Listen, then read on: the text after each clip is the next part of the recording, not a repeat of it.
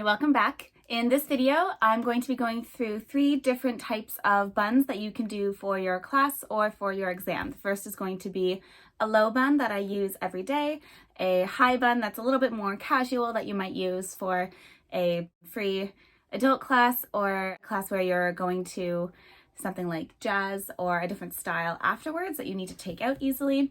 And the third is going to be a more professional looking exam bun. This is, of course, with the disclaimer that I have a specific hair type that might be different from your hair type. It is thick and a little bit wavy, but for the most part straight and easy to manage.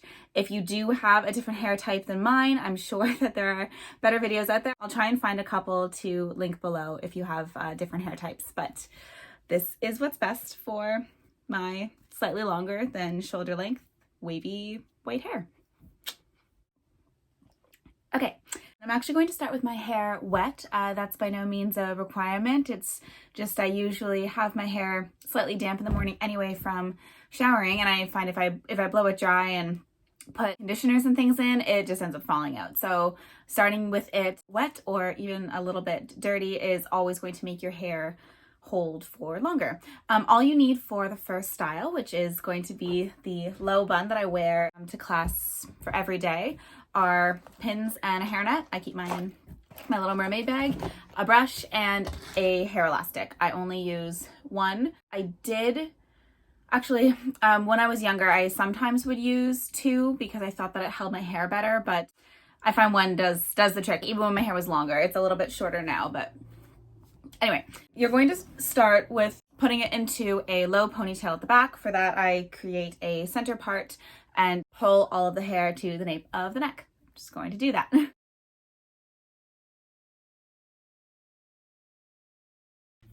Okay, so I have my ponytail and now I'm going to turn around to do the actual bun part. I hope you can still hear me. Step 1 is detangling all of your hairnets from your pins. Oh my gosh.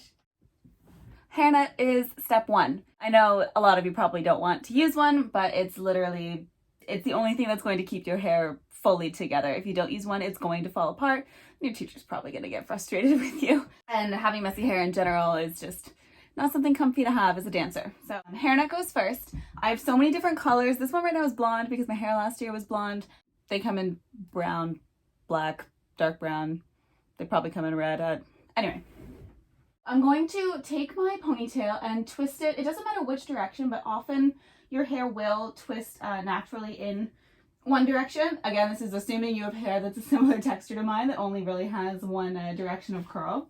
So I'm going to twist it into a relatively tight-ish twist and start to continue that direction of the twist up as I wrap the hair around in a, clockwise direction, and I continue to twist it all the way around just to keep all of the strands in, and then I'm going to tuck that little end underneath the part that I started from. From there, I get my hairnet, putting it in one hand, it's my dominant hand here, and I loop the whole thing over top in the direction of the loop again, pulling it to the other side, and then I'm going to loop it around in the same direction until we get to the end of it. Yeah, there might be a little bit of excess. Luckily, I didn't end up with any this time, but if there is, you could just tuck that in, again, continuing the loop. Then come out the pins. I only use about 6. My teacher told me to use like up to 8, but like, I don't know, I find I don't need that many. So always do one at the top, and with this pin, I use these train track ones. I'm going to get the hair upwards and then tuck it downwards, or in whatever direction it is. So I'm gathering it upwards and tucking it under and down. That way the pin is hidden a little bit and the hair is tucked in even tighter. Again, I have so many different colors of these because my hair has been so many different colors. It's just the way it goes. Okay, so I'm doing one on the side as well. One on the other side. Oop, got a little loop-de-loop going on here. That's okay. Little loop-de-loops aren't a huge problem. And then I'll do one on the bottom there. Oop. Where are we? Hold on. There. Okay. Honestly, my hair feels pretty secure like this. I probably should add 4 more pins on the outside. So 1, 2, 3, 4, and that would make 8. I find sometimes too many in my head just kind of hurts. So if you're going for, I should turn around. If you're going for something that's a little bit more professional, like you're taking a class, something in a more professional setting, I would recommend that you do put in those extra pins. But for every day, I don't really like a lot of that tugging feeling. So this is good for me. For the final step, I'm going to take any flyaways that I might have or looser bits of hair and tuck them back with bobby pins. These are bobby pins. The ones I just used are called hairpins. A little dancer distinction. So it's looking pretty good, but I'm just going to take these flyaways. I tuck one up here and then pull, like I continue to pull that hair back and tuck it in back here. And I'll just mirror that again on the other side. With a low bun like this, it's irregular to get any gathering up top here. Usually that lies pretty flat. I'll just continue that there. Ta-da! With this, sometimes if I forget these pins or I'm not really feeling them, I'm an accessory girl. We can do pink, blue. I just broke it. No more blue. Or do something pretty. I'm so sad I broke that blue headband. I wear it all the time. Ask anyone in my classes or my coworkers. Oh my gosh. Oh well. That's life. On to the next one.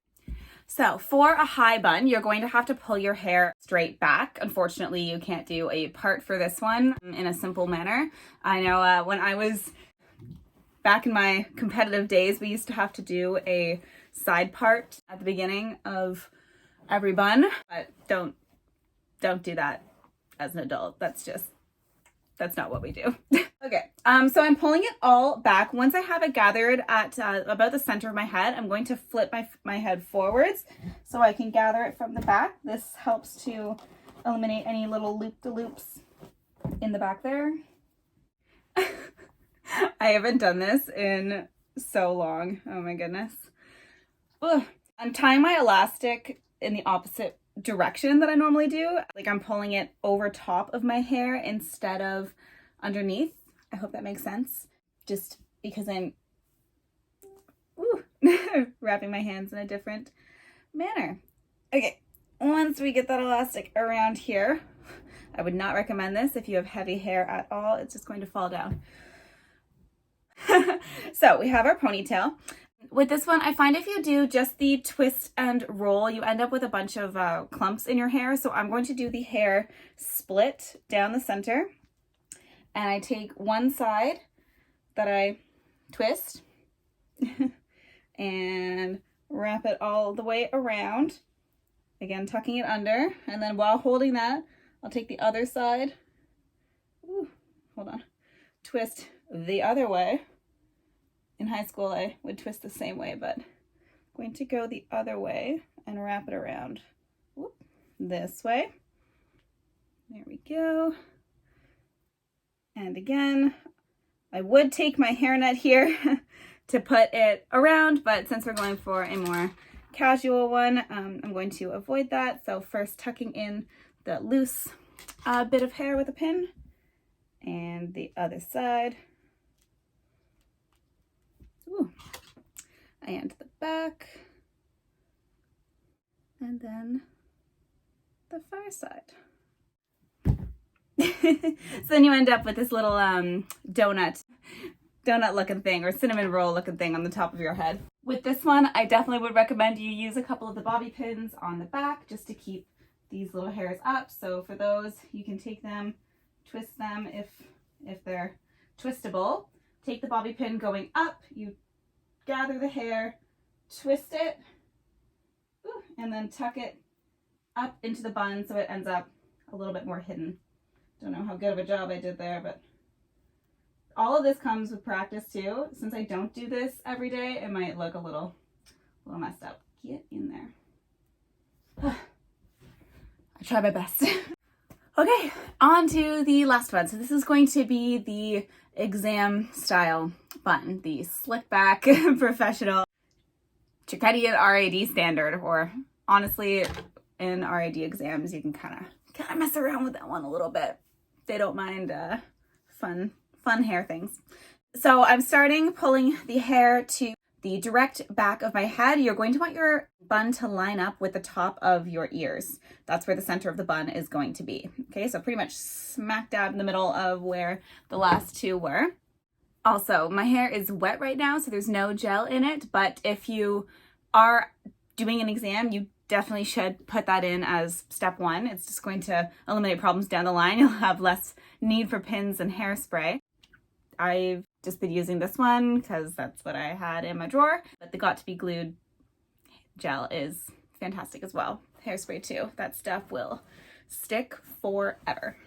Okay, so I have my exam ponytail. My hair is pulled back as tight as it possibly can. There might still be some flyaways, but that's just part of the deal. And my ponytail is lined up with the top of my ears, so the center of my bun is going to end up exactly there.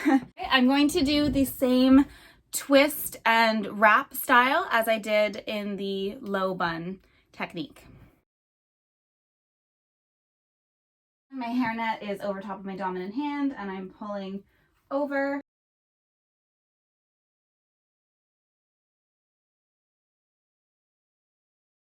You'll do diagonal top, bottom, diagonal bottom, so it's all held in there. Then comes the fun part.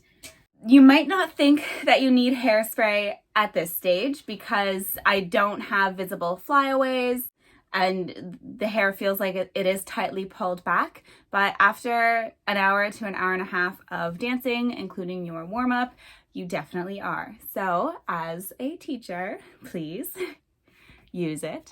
If you have an allergy to hairspray, then you can also use water. They also have some like allergy friendly kinds. So obviously like scent free and like not the aerosol kind. Like it's almost like gel that functions as hairspray. I'm not sure. Woohoo. Oh, reminds me of performance season. Okay, so I'm going to spray all these flyaways back. All of these guys.